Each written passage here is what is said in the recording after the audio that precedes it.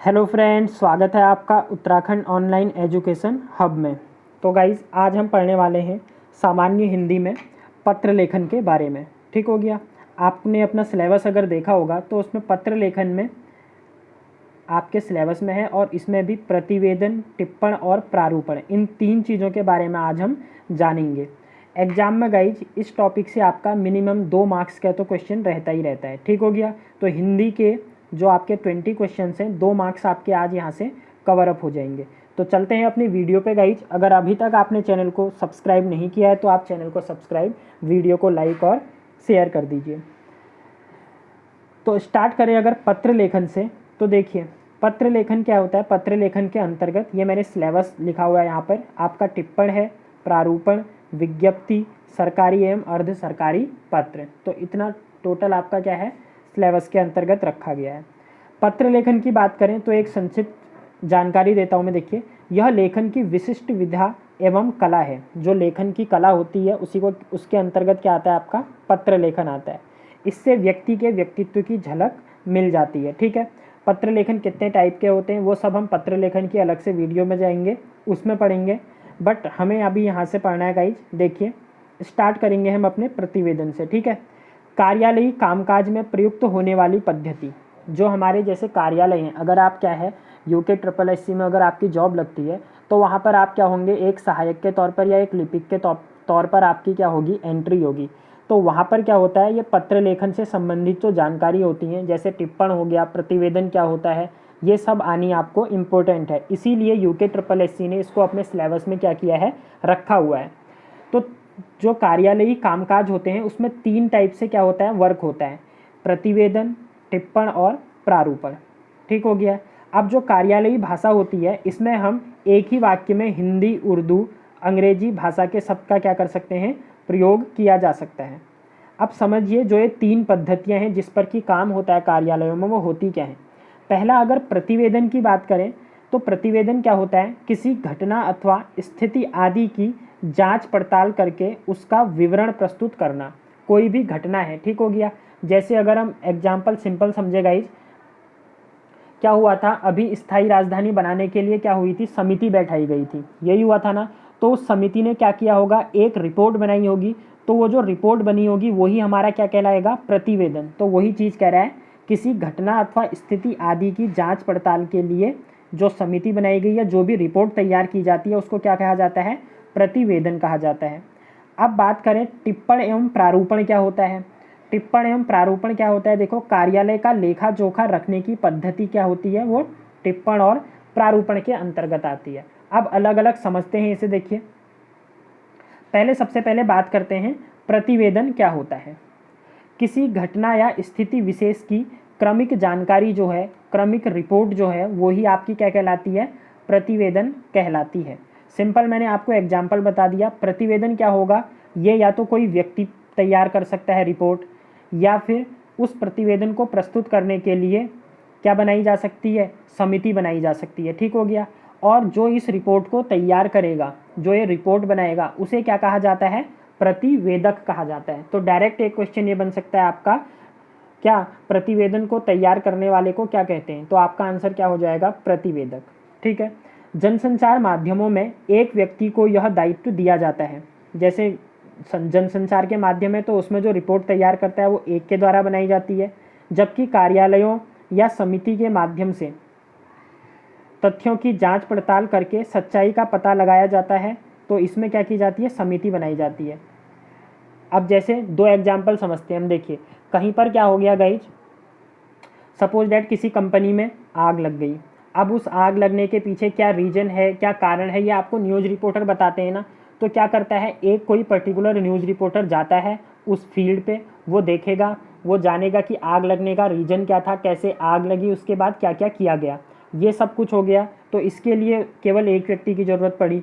दूसरा एग्जाम्पल समझो, तो उसने प्रतिवेदन तैयार किया, तो फर्स्ट हो गया ये। सेकंड एग्जाम्पल समझो, अभी जो मैंने एग्जाम्पल दिया आपको, अभी गैरसैंण को क्या बनाया गया, राजधानी बनाया गया ग्रीष्मकालीन। ठीक है। उससे पहले आपको पता होगा एक समिति का गठन हुआ था कि राजधानी को बनाना चाहिए। ठीक है, ये राजधानी बननी चाहिए या नहीं बननी चाहिए स्थायी।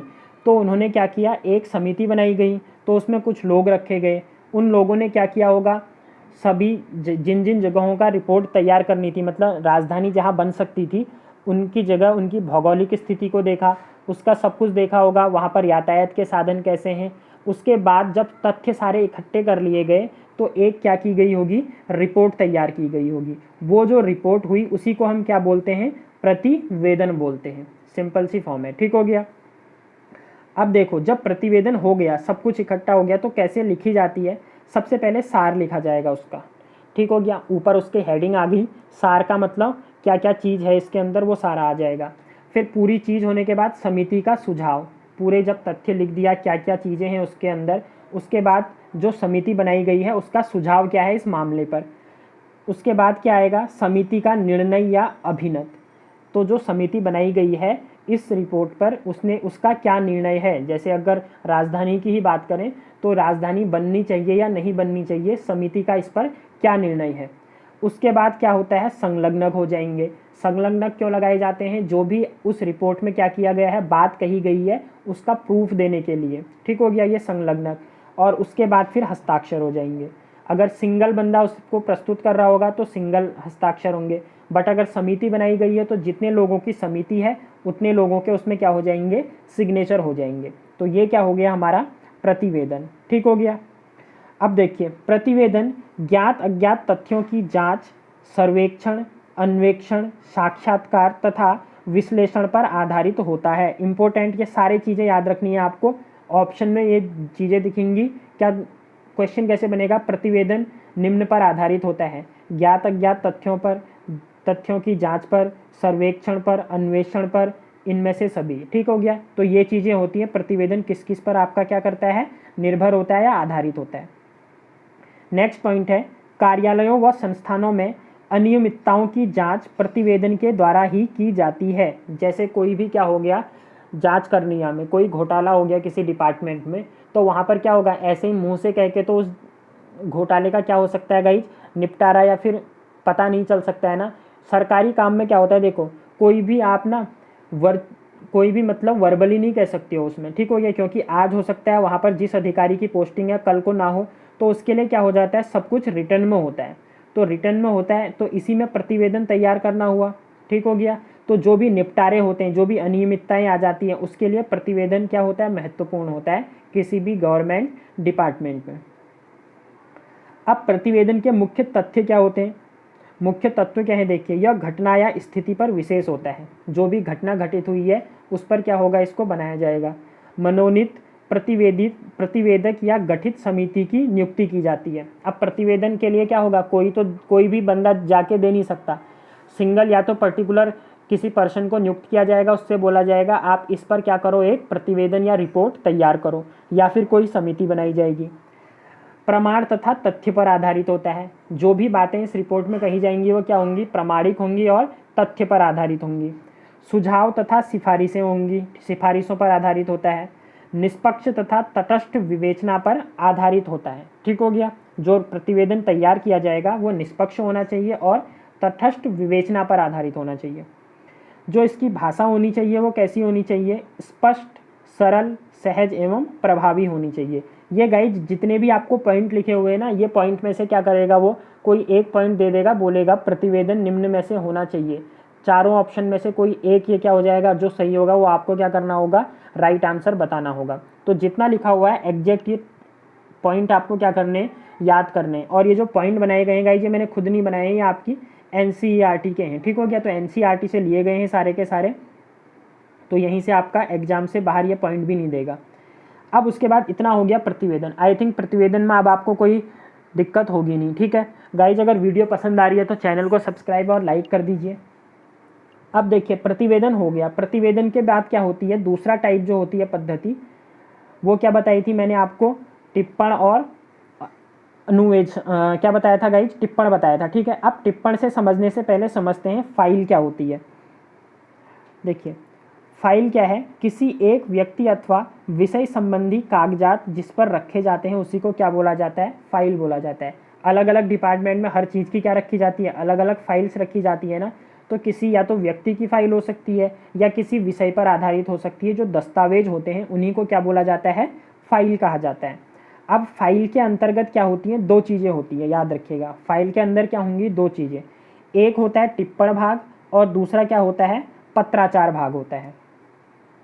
टिप्पण भाग का यूज क्यों होता है, देखिए ये जो टिप्पण भाग होता है हरे नोट शीट पर लिखा जाता है, फाइल के बाईं ओर रखा जाएगा। अभी मैं बताऊंगा, बस आप इतना देख लो। टिप्पण क्या होगा, हरे नोट शीट पर लिखा जाएगा और फाइल के बाईं ओर रखा जाएगा। दूसरा जो पत्राचार भाग होता है, इसको क्या कहते हैं हम, कच्चा रूप भी कहते हैं, ठीक हो गया। और ये कच्चे रूप को ही क्या कहा जाता है, प्रारूपण। इसको फाइल के अंदर क्या रखा जाता है, पत्र के साथ रखा जाता है। और पत्र को ही क्या कहते हैं, आवती भी कहते हैं, ठीक हो गया। अगर पूछे आपसे आवती का अर्थ क्या होता है, तो आवती का अर्थ क्या होता है, पत्र होता है। अब उसके बाद देखिए यहाँ पर लिखा हुआ है टिप्पण के प्रकार, बट टिप्पण के प्रकार में जाने से पहले हम समझेंगे टिप्पण होता क्या है। तो देखिए गाइज, टिप्पण क्या कहते हैं, इसे नोटिंग भी कहा जाता है, ठीक हो गया। सामान्य अर्थ क्या होता है इसका, राय या सम्मति देना। किसी भी, अगर सामान्य बात में करोगे तो किसी भी टॉपिक पे क्या कर देना, अपनी राय देना या सम्मति देना, ठीक है। बट सरकारी विभाग में ये चीज़ अलग होती है। अब देखो, किसी भी विचाराधीन पत्र या आवेदन पर उसके निष्पादन को सरल बनाने के लिए जो टिप्पणियाँ सरकारी कार्यालयों में लिपिकों, सहायकों तथा कार्यालय अधीक्षकों द्वारा लिखी जाती है, उन्हें क्या कहते हैं, टिप्पण लेखन कहते हैं। कोई भी आवेदन आया, ठीक हो गया। अब आवेदन को क्या करना है, कोई लेटर भेजा किसी ने, उस लेटर को आगे अधिकारी तक पहुंचाना है, तो डायरेक्ट वो लेटर अधिकारी के पास नहीं जाता।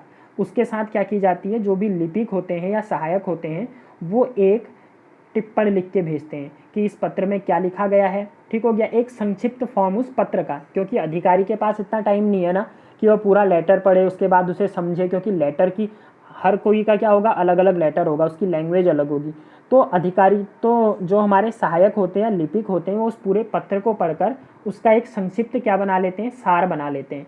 और उसको उस पत्र के साथ अलग से लिखकर, जैसे कि मैंने बताया, हरी पत्र किस पर लिखा जाता है, हरे रंग की नोट शीट में लिखा जाता है, उसको आगे क्या कर देंगे, अनुमोदन के लिए भेज देंगे। तो ये जो टिप्पण दी जाती है, ये अपने से छोटे अधिकारी के द्वारा बड़े अधिकारी को दी जाती है, ये याद रखिएगा, ठीक हो गया। फिर उसके बाद लिखा है यहाँ पर, देखिए ये लिपिकों, ये हो गया। हरे रंग की नोट शीट में लिखा जाता है, इंपॉर्टेंट क्वेश्चन है, अगर क्वेश्चन पूछे टिप्पण निम्न में से लिखा जाता है, हरे रंग की नोट शीट पर लाल ऐसे दिख देगा, तो हरे रंग की नोट शीट पर लिखा जाता है। यह सरकारी कार्यालयों में कार्य संपादन का एक माध्यम है। अब ऐसा तो है नहीं ना, कार्य संपादन का मतलब क्या हो गया गाइज, कोई भी कार्य अगर चल रहा है, वो अगर पूरा हो गया या अधूरा है, उसमें स्थिति क्या है उसकी, उसके लिए आप वर्बली नहीं बोल सकते। जैसे दो लोग बैठे हैं, उसने बोला शर्मा जी ये रिपोर्ट बन गई है, ओके है, इसको बंद करके रख दो। शर्मा जी तो आज चले गए, आज है, बट कल उसके बाद चले गए, उसके बाद वो रिपोर्ट, मतलब उस फाइल का क्या है, वो फाइल ओके थी, किस स्थिति क्या थी उसकी, ये तो पता नहीं होगा ना जो नया अधिकारी आएगा या नया लिपिक आएगा। तो उसके लिए क्या किया जाता है, हर चीज़ सरकारी कार्यालयों में क्या होता है, रिटन फॉर्म में होता है, लिखित फॉर्म में होता है। तो वो क्या कर देंगे, अगर फाइल ओके होगी तो वो लिख देंगे वहाँ पर ओके लिख देंगे, या अगर अधूरी है तो फाइल अधूरी है। इस टाइप की जो लैंग्वेज यूज होती है, ठीक है, वही हमारी आपकी क्या है, टिप्पण होती है। नेक्स्ट हो गया आपका गाइज, मंत्री, प्रधानमंत्री अथवा राष्ट्रपति द्वारा लिखी गई टिप्पणी को मिनट कहते हैं। इंपॉर्टेंट क्वेश्चन है, अगर क्वेश्चन बोले मिनट क्या है, ठीक है, तो मिनट समय वाला, घड़ी वाला मिनट मत समझ लेना इस पे यहाँ पर। तो मिनट क्या होते हैं, जैसे अगर कोई बड़ा अधिकारी, मंत्री हो गया, प्रधानमंत्री हो गया, राष्ट्रपति, जो टिप्पणी लिखते हैं उसको क्या बोला जाता है, मिनट कहा जाता है। अब ये मिनट, जैसे यहाँ पर एग्जाम्पल लिखा है, देखो देख लिया है, कोई रिपोर्ट आई ना, कोई फाइल आई, तो उस फाइल को अगर वो देख ली गई है तो वहाँ पर अधिकारी क्या करेगा, जो सहायक है वो देख लिया लिखेगा, या आदेशार्थ प्रस्तुत है लिख देगा, आवेदन स्वीकार कर लिया जाए। इस टाइप की बातें क्या करी जाती हैं, लिखी जाती हैं। तो गाइज आप टिप्पण समझने के बाद आप समझते हैं टिप्पण के प्रकार कितने होते हैं, ठीक है। तो मेनली जो टिप्पण होता है वो दो प्रकार का होता है, एक नेमी टिप्पण कहलाता है और दूसरा अन्य नियमित टिप्पण कहलाता है। और जो अन्य नियमित टिप्पण है वो फिर से दो प्रकार का होता है, एक को बोला जाता है अंतरा विभागीय टिप्पण। देखिए मैं जूम कर देता हूँ इसे, एक क्या हो गया आपका अंतरा विभागीय टिप्पण और दूसरा क्या होता है अंतर विभागीय टिप्पण। जो अंतरा विभागीय टिप्पण है, देखिए नाम से ये ना, अंतरा विभागीय मतलब आंतरिक प्रयोग हेतु, विभाग के अंदर ही अगर क्या कर रहे हैं, कर्मचारी एक दूसरे से बात कर रहे हैं, ठीक है। अब बात कर रहे हैं इस द सेंस, देखो नॉर्मली अगर बात करें इंसान कि ये काम हो गया, ये काम, ये फाइल पूरी हो गई, अब सरकारी मतलब सरकार में जो भी डिपार्टमेंट है हम वहाँ ऐसे यूज़ नहीं कर सकते। वहाँ अगर काम पूरा हो गया है तो विभाग के अंदर भी क्या करना पड़ेगा, लिखित में भेजना पड़ेगा ये काम पूरा हो चुका है। तो ये चीज़ें टिप्पण कहलाती हैं। तो अगर विभाग के अंदर ही जो टिप्पणी दी जाती है, टिप्पण दिया जाता है, वो अंतरा विभागीय टिप्पण कहलाता है। अब अंतरा विभागीय टिप्पण भी दो प्रकार का, एक सहायक स्तर पर और दूसरा अधिकारी स्तर पर। मतलब अगर दो लिपिक हैं वो एक दूसरे को अगर कुछ चीज़ें सेंड कर रहे हैं तो वो जो आएगी वो सहायक स्तर के अंदर आएगी। अधिकारी स्तर पर क्या हो जाएगा, जो ऑफिशियल उस पर भेजा जाएगा। ठीक हो गया। अंतर विभागीय टिप्पण में क्या हो जाएगा, दो विभागों के बीच में, सपोज डैट एक विभाग हमारा सिंचाई विभाग है और दूसरा क्या है, बिजली विभाग है।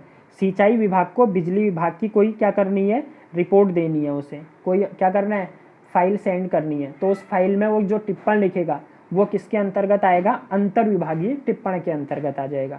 और अगर ये आपस में ही कुछ बातें चीज चल रही है इनकी, ठीक हो गया, कुछ टिप्पण भेज रहे हैं, तो वो अंतरा विभागीय टिप्पण में आ जाएगा। तो इतना आई होप कि आपको समझ आ गया होगा। अब समझ लेते हैं, देखिए अलग है इसका। नेक्स्ट पार्ट आ जाएगा नेमी टिप्पण क्या होता है। ठीक है, नेमी टिप्पण का मतलब क्या होता है, सामयिक या रोजमर्रा के टिप्पण जो होते हैं वो क्या कहलाते हैं, नेमी टिप्पण। जैसे कोई फाइल आई मेरे पास, ठीक है, अनुमोदन के लिए प्रस्तुत है, लिख दिया लिपिक ने उसे, तो ये नेमी टिप्पण का एग्जाम्पल है। आवश्यक कार्यवाही कर दी गई है, स्वीकृति प्रदान करें, इस टाइप से। जैसे कोई लेटर आया, ठीक है, उस लेटर को ऊपर भेजना है, तो उसने पढ़ा और उसने पढ़ के देखा कि हाँ सब कुछ फाइल ओके है, उसने क्या कर दिया, स्वीकृति प्रदान करें, और उच्च अधिकारी को भेज दिया। तो इस टाइप के जो होते हैं ये सब क्या होते हैं, नेमी टिप्पण के अंतर्गत आ जाते हैं। ठीक है, अब इसका प्रयोजन क्या होता है, सामान्य विचार विमर्श और चर्चाओं से संबंधित होती है। ठीक हो गया। छोटी मोटी बातों के स्पष्टीकरण, अब जैसे छोटी मोटी बातें हैं ना, छोटी मोटी बातों के स्पष्टीकरण के लिए भी आप ये नहीं है कि उस फाइल को बंद करके रख दोगे, वहाँ पर भी आपको कुछ ना कुछ उस फाइल में लिखना होगा कि फाइल क्या कर दी गई है, अनुमोदित कर दी गई है, फाइल आगे प्रेषित कर दी गई है। देखा होगा ना आपने, अगर सरकारी ऑफिस में गए होंगे तो आप लिपिक लिखते हैं, प्रेषित लिख देते हैं। ठीक हो गया। या अगर अधूरी होती है तो फाइल अधूरी है या ओके, इस टाइप के जो वर्ड लिखते हैं ये नेमी टिप्पण के अंतर्गत आते हैं। ठीक है, मतलब छोटी मोटी बातों के स्पष्टीकरण हेतु। गाइज यहाँ पर छोटी मोटी आया हुआ है, इससे पहले मैंने आपको शब्द रूप बताया था, तो आप मेरे को कमेंट करके बताइए ये छोटी मोटी कौन सा शब्द रूप के अंतर्गत आता है। ठीक है, नेक्स्ट पे बढ़ते हैं। नेक्स्ट है आपका टिप्पण की शुरुआत कौन करता है। इंपॉर्टेंट क्वेश्चन बनता है यहाँ पर। तो टिप्पण की शुरुआत किसके द्वारा की जाती है, सहायक के द्वारा की जाती है, याद रखिएगा। ठीक है, जो सहायक होता है वो 5 चरणों में टिप्पण को लिखता है। एनसीईआरटी का क्वेश्चन है, टिप्पण कितने चरणों में लिखा जाता है। ऑप्शन में दे देगा 4, 5, 3, 2, तो याद रखना टिप्पण 5 चरणों में लिखा जाता है। वो 5 चरण हैं क्या क्या। पहला, पत्र में क्या मांग की गई है, जो भी पत्र आगे भेजा जा रहा है, जैसे कोई डिपार्टमेंट में पत्र आया, उस पत्र पे टिप्पणी लिखेगा सहायक, तो सबसे पहले वो देखेगा, मतलब लिखेगा अपनी टिप्पणी में पत्र में क्या मांग की गई है। फिर सेकंड में क्या बोला जाता है, पत्र भेजने वाले ने उक्त मांग किस आधार पर की है, जो भी मांग की गई है वो किस आधार पर की गई है। मांग के संबंध में सरकारी नियमों की क्या स्थिति है, गवर्नमेंट नियम्स क्या है उसके अंदर। कार्यालय में काम की दृष्टि से वह मांग कहाँ तक उचित है, मतलब वो जो मांग की गई है वो उचित है भी या नहीं है। ठीक हो गया। उसके बाद लास्ट में क्या करेगा, वो अपने सुझाव लिख देगा। तो ये क्या हो गई गाइस, टिप्पण के चरण हो गए। और ये टिप्पण कौन से वाले हैं, दूसरे टाइप के। ठीक हो गया। नेक्स्ट आ जाता है गाइज आपका, टिप्पण में 3 बातें रहती हैं। टिप्पण में मुख्यतः कितनी बातों का ध्यान रखा जाता है, 3 बातों का। अब वो बात क्या है, उस पत्र के पूर्व पत्र का सारांश होना चाहिए, जिस प्रश्न पर निर्णय किया जाता है उसका विवरण या विश्लेषण होता है, उस संबंध में क्या कार्यवाही की जाए, इस विषय में सुझाव और आदेश दिए जाएं। ठीक हो गया। ये 3 चीज़ों का बात रखा जाता है जब कोई भी लिपिक या सहायक क्या करता है, टिप्पण को लिखता है। नेक्स्ट है गाइज यहाँ पर, टिप्पण के संबंध में कुछ विशिष्ट बातें। लंबा या विस्तृत नहीं होना चाहिए, जो आप टिप्पण लिखेंगे वो लंबा या विस्तृत नहीं होना चाहिए। टिप्पण मूल पत्र पर ना हो, ये तो मैंने बता ही दिया, मूल पत्र पर ना हो। किस में लिखा जाता है, ग्रीन शीट पे लिखा जाता है। ठीक हो गया, हरी शीट पे। किसी पत्र का खंडन करना हो तो शिष्ट भाषा का प्रयोग होना चाहिए, अब ऐसा नहीं है कि कोई चीज़ आपको गलत लग गई, बुरी लग गई उस पत्र में जिस पे आप टिप्पण कर रहे हो तो आप कुछ भी लिख दोगे उसमें। एक शिष्टाचार भाषा का क्या होना चाहिए, प्रयोग होना चाहिए। एक ही मामले में अलग अलग आदेश दिए जाने हो तो हर बात पर अलग अलग टिप्पण हो। मतलब एक ही लेटर में अगर आपको एक पॉइंट पे भी अलग से टिप्पण देने हैं तो एक ही पॉइंट पे आप ना लिखें, उसे क्या करना है, अलग अलग आपको टिप्पण लिखना है उस पर। टिप्पण के अंत में लिपिक को बाएं ओर अपना हस्ताक्षर करना चाहिए। इम्पोर्टेंट क्वेश्चन है, जो सहायक या फिर लिपिक होता है वो अपने हस्ताक्षर कहाँ पर करता है, बाएं ओर करता है। और हस्ताक्षर भी क्या करेगा गाइस, जो अधिकारी होगा, अधिकारी कहाँ पर करता है, दाईं ओर करता है। ठीक है, पहली चीज़ ये। टिप्पण के अंत में लिपिक को ये बता दिया। टिप्पण सदा, ठीक है, ये है, देख लीजिए आप। टिप्पण के अंत में लिपिक को बाएं ओर अपना हस्ताक्षर करना चाहिए। टिप्पण सदा स्याही से या टंकित होना चाहिए, या तो स्याही से लिखना हुआ होना चाहिए या फिर टाइप फॉर्म में होना चाहिए। ठीक है, ऐसा नहीं कि पेंसिल से आपने टिप्पण लिख दिया और आगे प्रेषित कर दिया वो। नेक्स्ट, लिपिक सहायक और कार्यालय अधीक्षक को कागज के बाईं ओर अपने नाम के प्रथमाक्षरों का ही प्रयोग करना चाहिए। फिर बताता हूँ मैं, देखिए आपने कई बार देखा होगा, जैसे लिपिक ने कोई टिप्पणी लिखी, जैसे उसका नाम क्या है, रमेश सिंह है, तो वो अपना पूरा नाम नहीं लिखेगा, वो क्या करेगा, रमेश सिंह, इस टाइप से लिखेगा। आपने देखा होगा ना, तो इससे समझ जाते हैं, क्योंकि ये देखिए कार्यालयी भाषा होती है, एक फॉर्मेट बना हुआ है। अगर ऐसे कहीं पर लिखा हुआ होगा और वो कहाँ होगा, बाएं साइड होगा, तो समझ जाएंगे कि ये जो टिप्पणी लिखी गई है किसके द्वारा लिखी गई है, किसी लिपिक या सहायक के द्वारा। पर जो अधिकारी होगा, अधिकारी क्या करेगा गाइज, वो अपना पूरा नाम लिखेगा। ठीक हो गया, जैसे अगर रमेश सिंह अधिकारी होगा तो यहाँ पर अपने पूरा नाम लिखेंगे, रमेश सिंह। तो याद रख, इसे अर्ध साइन भी कहा जाता है। ठीक है, आधे ही साइन बोल करे जाते हैं या आधा ही नाम लिखा जाता है, किसके द्वारा, लिपिक या फिर सहायक के द्वारा। जबकि जो अधिकारी होगा वो दाईं ओर अपना नाम और साइन करेगा, और वो कैसे होने चाहिए, कंप्लीट फॉर्म में होने चाहिए। नेक्स्ट आ जाता है गाइज, तो इतना हो गया हमारा टिप्पण पर। अब लास्ट हमारा जो थर्ड टॉपिक था वो बच गया क्या, प्रारूपण। अब प्रारूपण क्या होता है, देखिए, अनुमोदन के पूर्व तैयार पत्र को प्रारूप या मसौदा कहा जाता है। अब मैं पूरा जो हमने अभी तक पढ़ा ना, उसका मैं एक छोटी सी फॉर्म बताता हूँ। देखो क्या हुआ, एक सरकारी ऑफिस में क्या आया, एक लेटर आया किसी कर्मचारी का, और उसने क्या बोला कि उसे छुट्टी चाहिए, काहे के लिए, अपने एग्जाम्स के लिए। ठीक है, उसने कोई दूरस्थ शिक्षा से एग्जाम फॉर्म भरा होगा, उसके परीक्षा हो रही है। तो सबसे पहले आ गया, ठीक हो गया, उसने एक लेटर भेजा। सबसे पहले लिपिक क्या करेगा, एक टिप्पणी लिखेगा अपने उच्च अधिकारी को। उस टिप्पणी में वो सारी जानकारी लिखेंगे, जो भी उस लेटर में लिखा होगा उसका संक्षिप्त सार लिख देंगे। ठीक हो गया, ये हो गया टिप्पण। अब इस टिप्पण के बाद क्या करा जाएगा गाइज, जो उच्च अधिकारी हैं उसे अनुमोदित कर देंगे। ठीक हो गया, ये है, अगर वो छुट्टी देना चाह रहे हैं तो ओके लिख देंगे। तो उसके बाद वो लिपिक क्या करेगा, उस लेटर को रिप्लाई करने के लिए, अब वो जो पत्र आया है उस पत्र का रिप्लाई दिया जाएगा ना जिसने भी भेजा है, तो उसके लिए सबसे पहले क्या करेगा, वो जो लिपिक है वो एक कच्चा प्रारूप तैयार करेगा, और उस कच्चे प्रारूप में जो भी लिखा हुआ है वो पहले किसको दिखाया जाएगा, वो उच्च अधिकारी को दिखाया जाएगा, मतलब उसे अनुमोदित किया जाएगा। और अगर उस अनुमोदन को उच्च अधिकारी सही बोल देता है तो उसके बाद वो क्या कर देगा, पत्र का रूप ले लेगा। ठीक हो गया, तो प्रारूपण होता क्या है, अनुमोदन के पूर्व तैयार पत्र को प्रारूप या मसौदा कहा जाता है। अनुमोदन के बाद यह पत्र बन जाता है। ठीक है, जो भी आपका क्या है, कोई भी आपको सेंड करनी है कोई भी चीज़, पत्र का मतलब रिप्लाई देना है, तो सबसे पहले एक कच्चा प्रारूप तैयार किया जाता है, उसी को क्या मसौदा कहते हैं, वही आपका क्या कहलाता है, प्रारूपण कहलाता है।